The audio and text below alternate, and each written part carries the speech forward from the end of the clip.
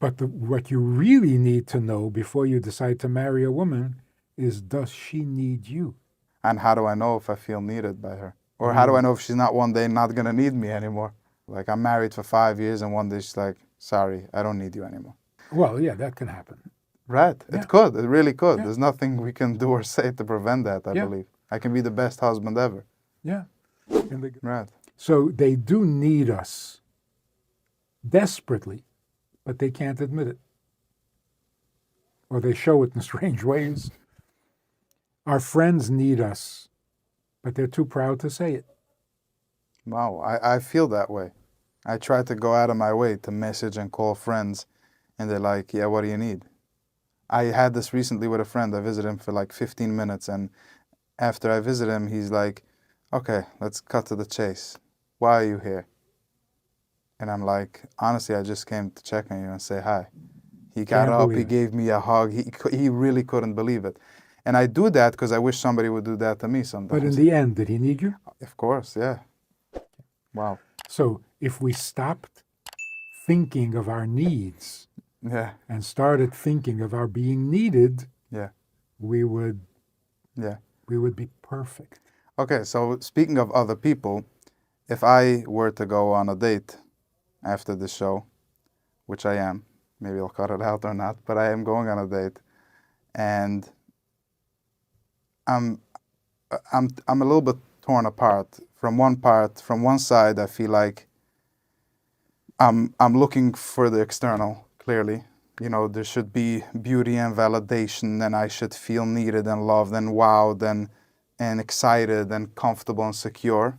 And from the other hand, I know that there is more, and I know that it's a giving, you know, as the Rebbe speaks, as Manis speaks many times. So, like, you're giving in the relationship, and that's what it is, and how holy and sacred it is, and how you don't ask questions, and how you don't invade her space. That's where it gets challenging and tough. That's probably the anxiety in me, even going to meet this girl. So, how do we balance together those expectations and what marriage really is? So there's nothing wrong with starting off on the outside. Okay. Right? I mean, what else? You don't know anything else about her. All you know is what she looks like. Right. So you check that off the list. Right. Good. Yeah, I heard the Rebbe actually speaks about attraction, that it's very important. Yeah. Okay. Because if you don't like the way she looks, Right. it gets in the way. Clearly, yeah. So she doesn't have to be the most gorgeous. Yeah. Her looks have to be pleasing to you. Okay. Then it's not a problem. But you're not marrying her for her looks. You're marrying her, and her looks are not a problem. It's a very different attitude.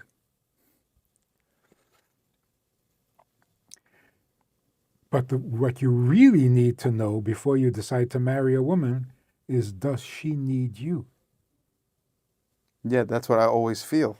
That's Will always you the biggest feel question. needed, not needy? Right. And how do I know if I feel needed by her? Or how do I know if she's not one day not going to need me anymore? I think that's even more discouraging. Like, I'm married for 5 years and one day she's like, sorry, I don't need you anymore. I don't like you, I don't love you. Well, yeah, that can happen. Right. Yeah. It could. It really could. Yeah. There's nothing we can do or say to prevent that, I Yeah. believe. I can be the best husband ever. Yeah. But if you do it right, it doesn't happen. Divorce is not necessary.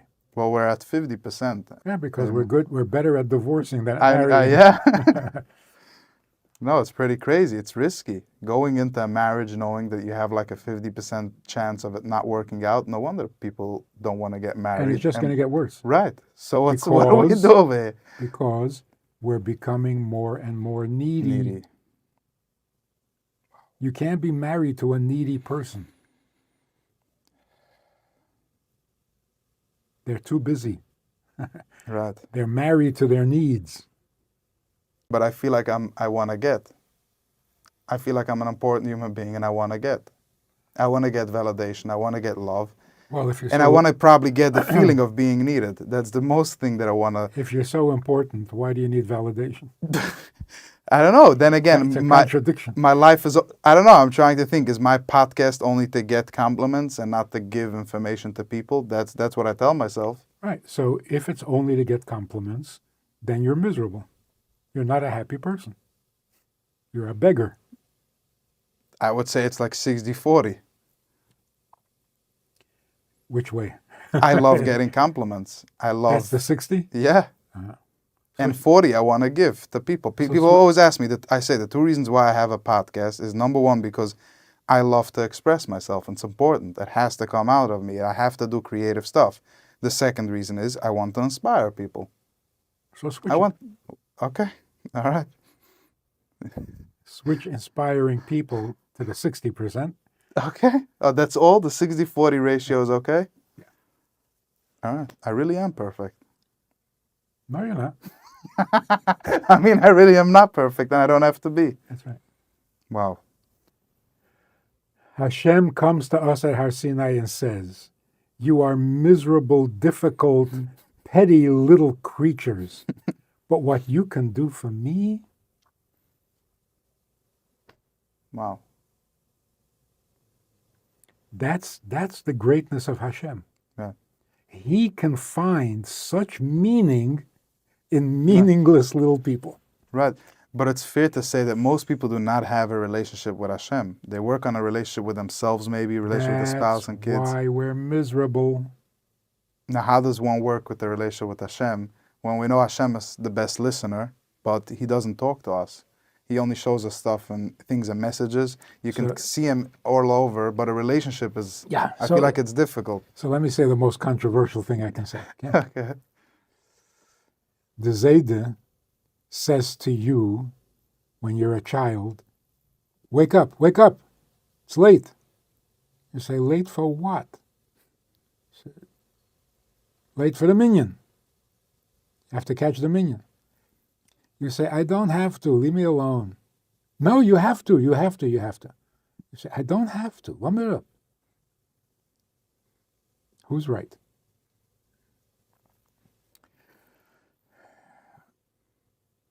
It's like saying to the boy in France, you have to call your mother. No, not true. When the boy says, I don't have to daven with a minyan, I don't have to keep kosher, I don't have to do anything. He's right. He doesn't have to. He doesn't need to, doesn't have to. What's going to be? You're going to suffer. You're going to get punished. Oh, so not I have to daven with a minyan. I have to protect myself from punishment. This is called Avodas Hashem. This is a relationship with the Eibishter. Okay. So it always happens. The Zayda says you have to. You say I don't have to. They says es brennen in Gehenna. Oh, here comes the threats. So what does that have to do with Eibishter? Well, according to him, there is a Gehenna. I know There according is. to you, there's no Gehenna really, but There really is. I mean, there really is, but it's just you don't feel But it. that's what you're. You're right. So yeah, Gehenna can be tough. I don't know And what. that's why you should behave yourself. So you're saying that we are born and we are told the wrong concept of the relationship? Completely. And it makes the Eibishter sound like a terrible dictator. I don't know why. I keep on asking myself, why was I told so much about Gehenna, about burning like schnitzel and stuff like that? Right. I don't get it. No wonder people are scared and have anxiety. And rebel. Right. Stop threatening me. I hate it. Right. So what should a grandfather say? Okay. The grandfather should say, wake up, wake up. The Eibishter is waiting for you. Wow. He needs you, not he's going to punish you. If you enjoyed this conversation or this topic, and you're looking for more information, or you want to hear it again from another angle, there's a way to do that. And that is in this book. It's all there. Order it from Amazon. You can read it, reread it, and share it. We have a Sunday night program for VIPs that you might be interested in. It's informal, it's questions and answers, it's conversation. It's really relaxed, it's really pleasant, enjoyable, informative, and kind of community-like.